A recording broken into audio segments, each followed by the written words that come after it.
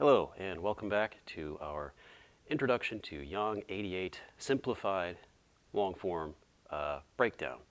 This series is going to be going through each of the unique moves of the Yang 88 Simplified form. So for those of you familiar with the long form or any of the long forms of Taiji, they all have a lot of repetition in them. Unless there's some reason to cover the repetition in specific cases, I do not plan to cover the repeat moves. I'm just going to do a general, relatively brief guide on each of the moves, at least as my experience and understanding of Taiji understands them. So, last video we did was on the opening or the commencement and the sort of first part of the second move. The second move being, in this case, ward off. So we got a taste of ward off in the first piece. Now we are doing the full part of ward off, followed by rollback.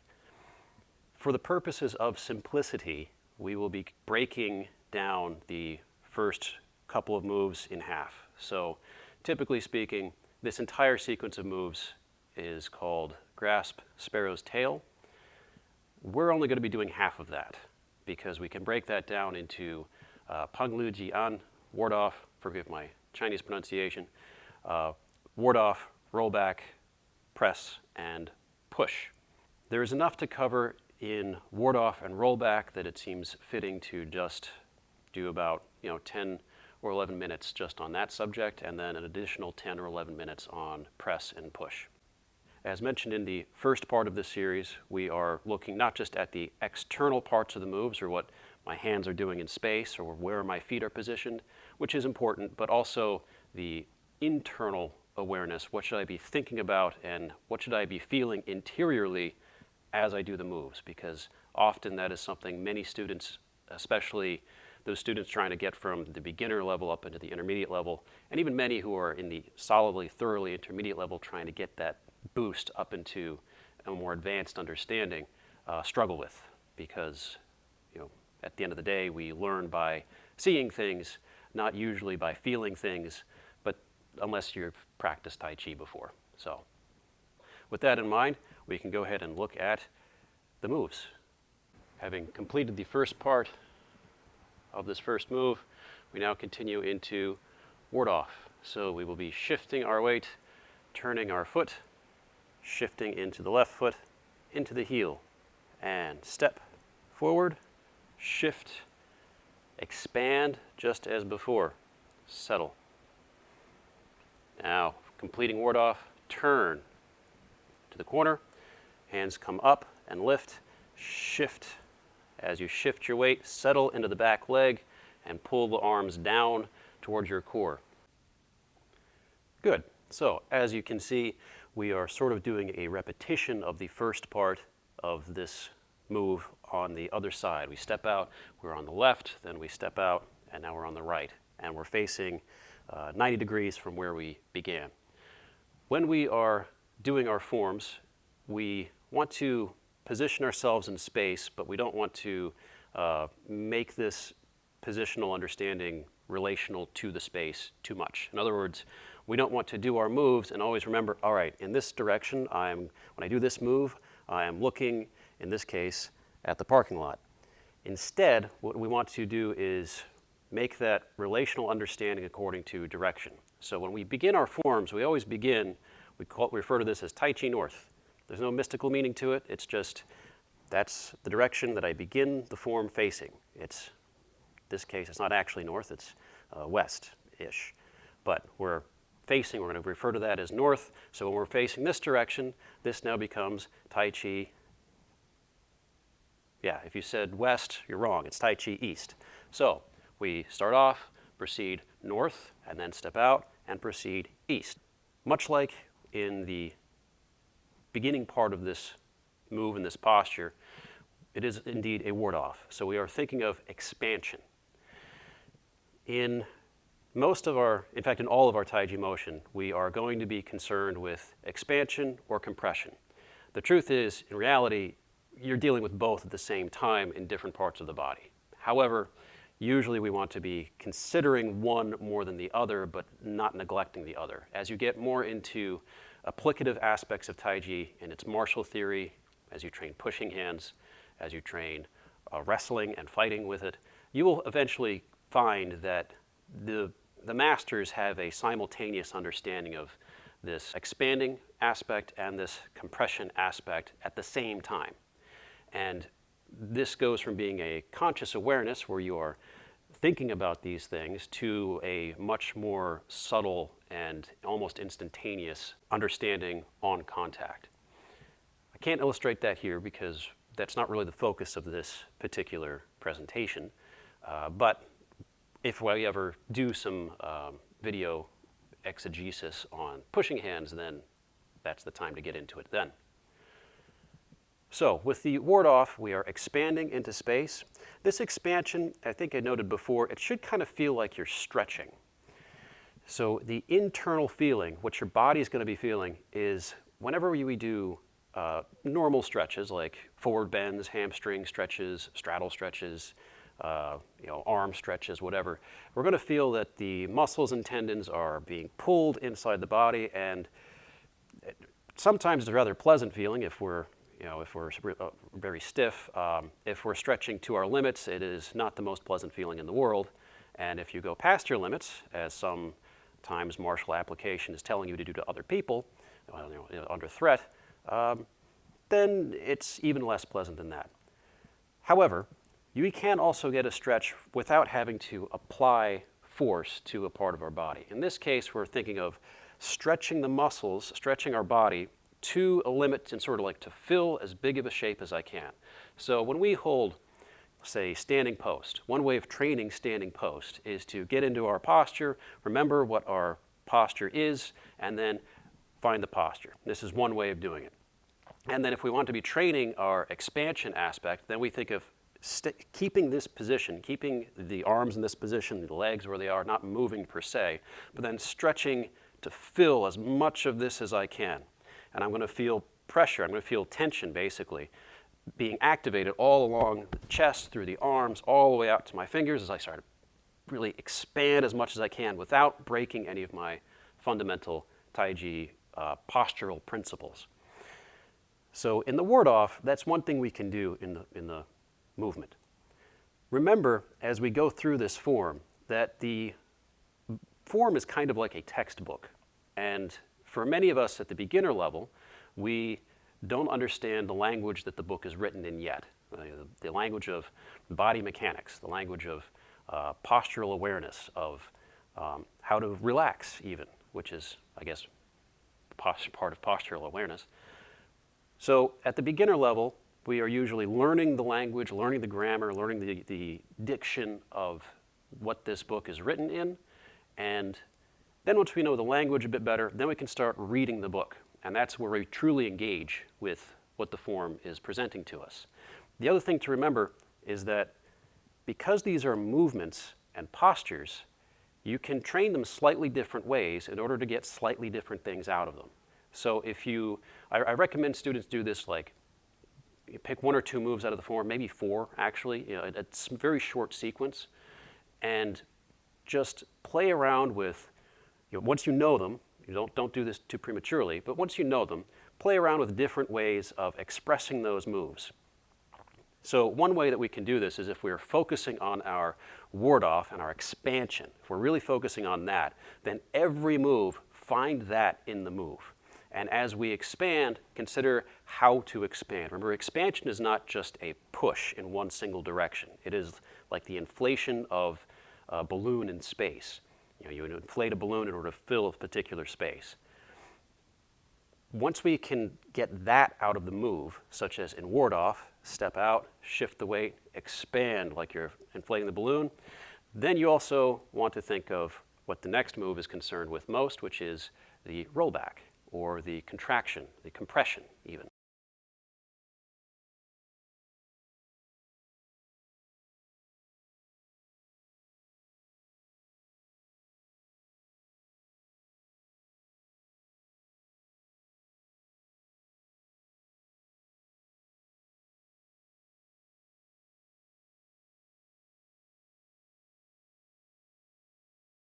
Now remember, when we do our expansion, this expansion is not just expanding through the arms or expanding through the chest. We also want to think of getting that stretch almost, like pushing down into the feet, and then from the feet pushing all the way back up, expanding through the core, through the shoulders, through the chest and shoulders, through the arms, up into this position.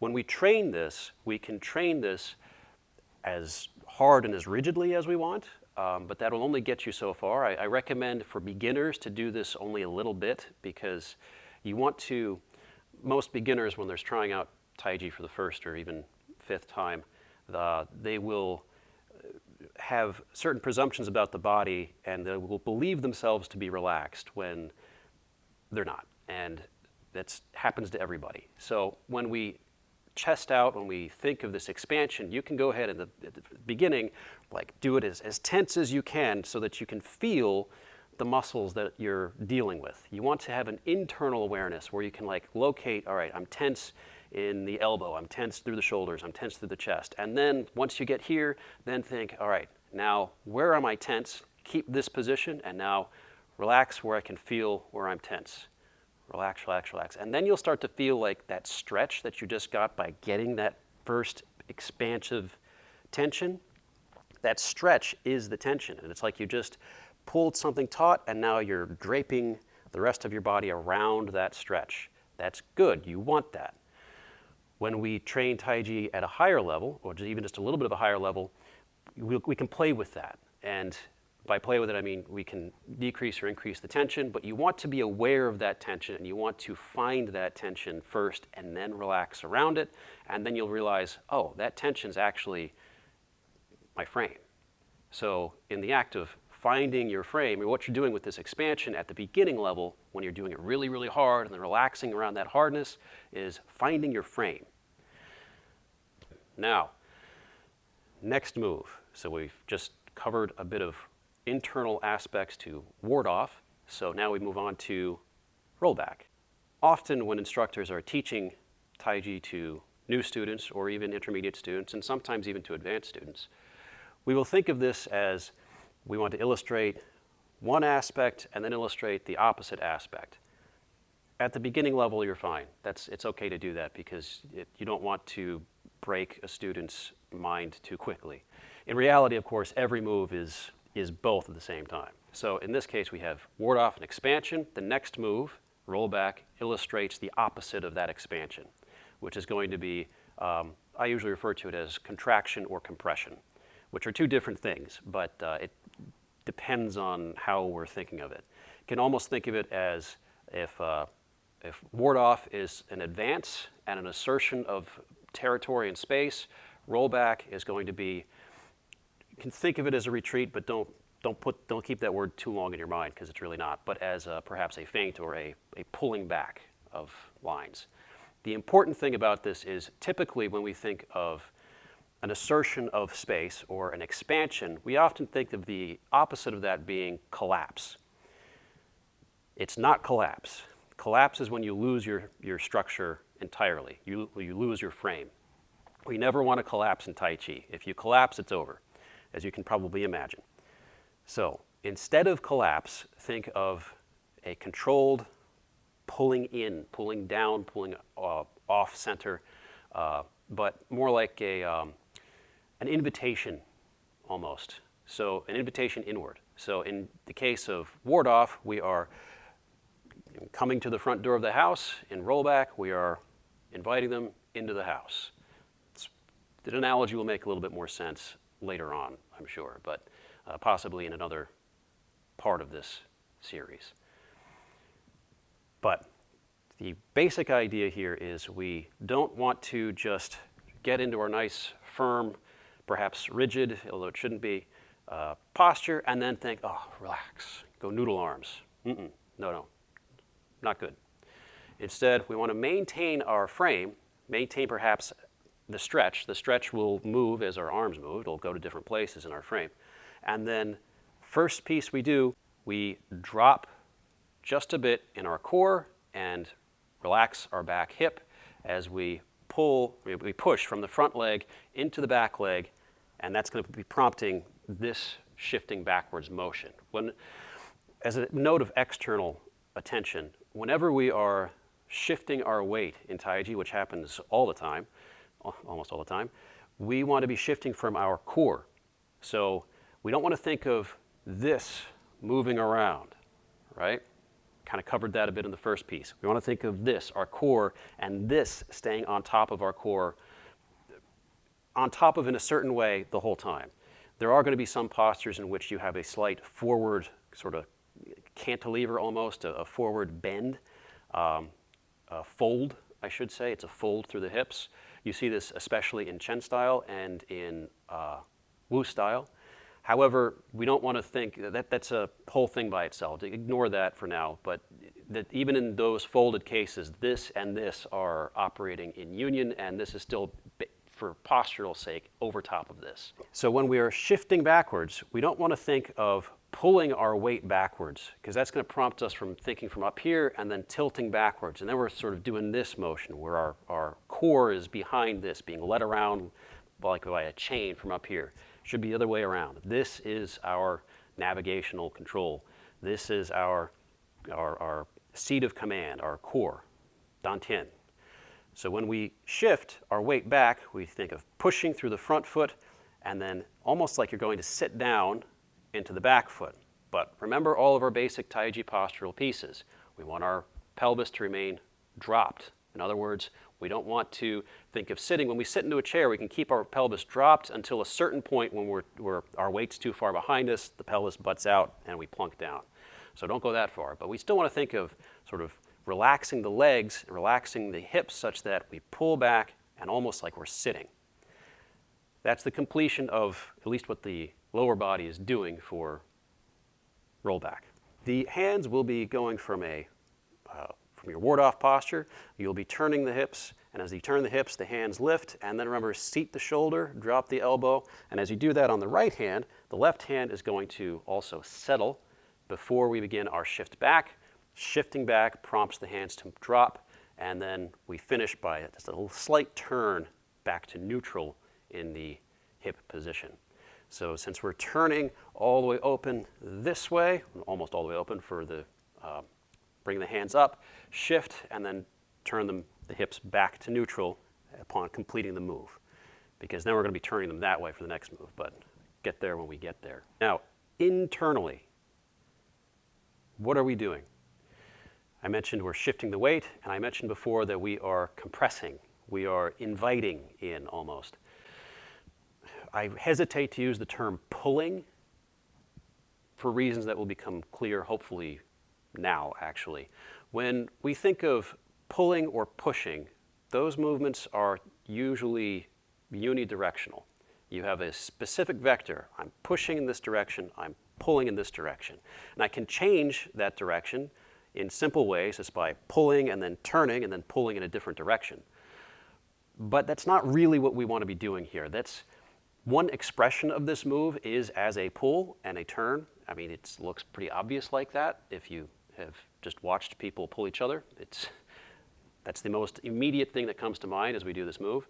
But we don't want to focus on just that one aspect of the move, because what we really want to be thinking of is actually like, almost like from our palms of our hands, pulling inside, in through the arms, all the way back to the core.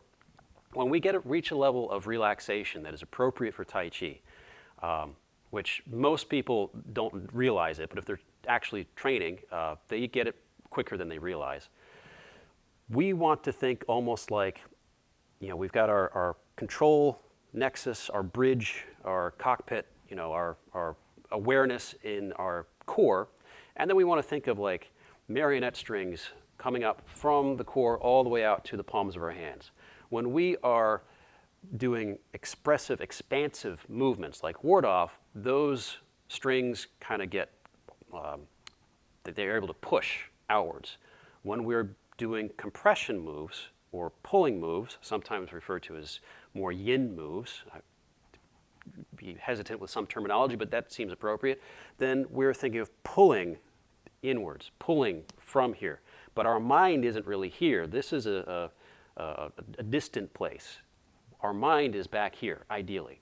most of us, our mind is still up here. But that's still better than being out here. If I'm out here, then I can be pulled around and pushed around from the hands. I want to be pulling my awareness back, and this is sort of a distant place that I can manipulate and control. As you relax more, this will become much more of an intuitive feeling, especially as you do like partner work, controlled drills with partners, and even like pushing hands and things like that. This should sound relatively familiar. So when we're doing the ward off, that's what we're doing. We get our hands up. But even as we get our hands up, we don't want to think of pop, they're here, right? Because now you're all stiff. Frame's all, like it's in position mostly, but it's too stiff. There's too much noise in the way of hearing what your hands are doing. So we relax, keep this relaxed, and turn the hips and pivot through the frame to bring them up, settle the frame. And now as we shift our weight back, even that shift is part of not just pushing through the front leg, but now using our strings, pulling in from the sole of the foot all the way back to the core. So we're compressing through the back as we compress through the front and pull in. Most of the time when we think of compression, we think of things being under a lot of force because they're being reduced in space. This can result in that. There's a way of activating that that is appropriate for Taiji. For this move, don't think of it too much like that. Just think of it as, it's much better to think of it, in my opinion, as a invitation. All right, we will wrap this up with one last piece that probably should have been at the beginning of this video rather than concluding it.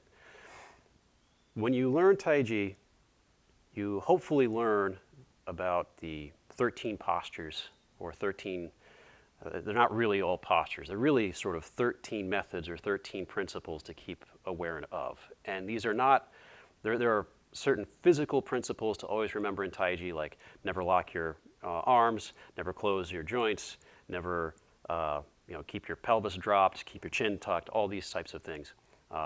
Breathe appropriately. Those are all important. However, there are also more conceptual methods that are important that define Taiji movement broadly and what make each move in Taiji more sensible, So the 13, as I've learned them, are, I'll use the English translations of them. You can feel free to look up the Chinese translations. And also, by the way, each style has subtle changes to how these are expressed depending on who you learn from. They are ward off, rollback, press, push. That should sound familiar. And then the next 4 are not quite in order. Shoulder, elbow, pluck, file. And then the last 5 are directional. They are forward, backward, left, right, and center, or down, depending on how you think of it. Thorough explanation of the 13 postures is worth, frankly, a whole series of pieces all by itself. So I'm not going to get too deeply into what those are. If the second 4 sound different from what perhaps you've already learned or what you are familiar with, that is not a surprise. Sometimes shoulder is referred to as bump. It's not really a replacement, it's just a different expression. Sometimes the file is replaced with split. To be perfectly honest with you, I think these 2, usually filing, you'll see Yang stylists refer to a bit more often, generally speaking, at least in my experience, and split will be referred to usually by Chen stylists, again, in my experience. I truly believe that they refer to almost the same thing, just it's not immediately obvious. I think you can, on your own sort of synthesize the 2, but we'll get to that when we get to that. Now, as you notice, I broke these down into 3 categories: the first 4, the second 4, and the last 5. And my understanding of Tai Chi has brought me to a place where I truly believe all 13 are manifest in every move in the form. This is going a little bit off of the reservation for this video, so I'm not going to expand too much on that. But if you think of that, and then you think of trying to find each of these principles in every movement and every posture of the form, report back with results. But to return to the main topic here, the first 4 are considered the 4 generals, the 4 major ones, then you have the 4 minor ones, and then you have your 5 directions. The top four are the most important. You can even break those down into the first two and the second two, because the first two are even more important than anything else. The first two, ward off and rollback, or peng and liu, are, again, forgive my Chinese pronunciation, those absolutely are in every move of the form.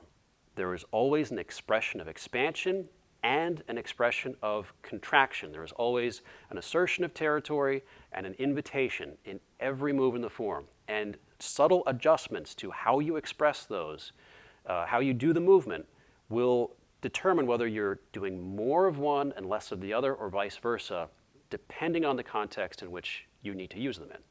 Because remember, all of the form is the textbook.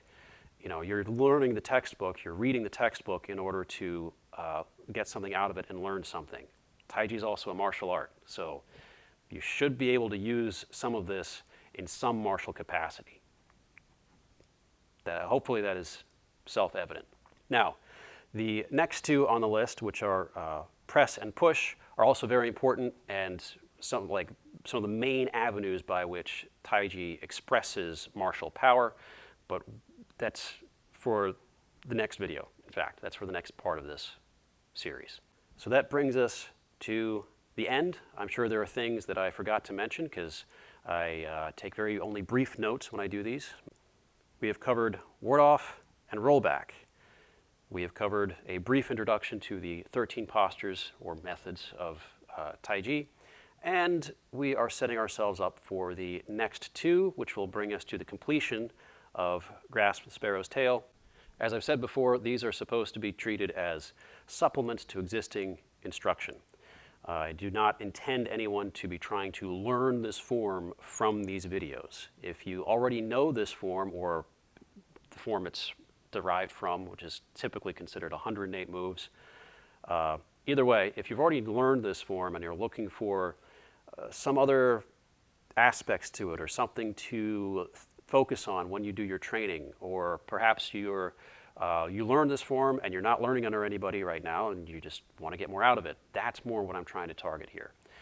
Or for people who have never done Tai Chi, to spark an interest in perhaps trying it out. Try and find a studio, find an instructor that you trust. You can find us here in bucolic Glen Burnie, Maryland. Because Taiji is frequently sidelined, not really considered worth learning for anything other than perhaps learning how to relax and breathing exercises, but there's quite a bit going on under the hood. However, you really have to dig around and know what you're looking at in order to find it. So that's it. That concludes this part of learning the next couple of pieces to, or focusing on pulling apart the next couple of pieces to the simplified Yang style 88 Taijiquan form. If you've made it this far and are still with us, then we look forward to having you back for the next one.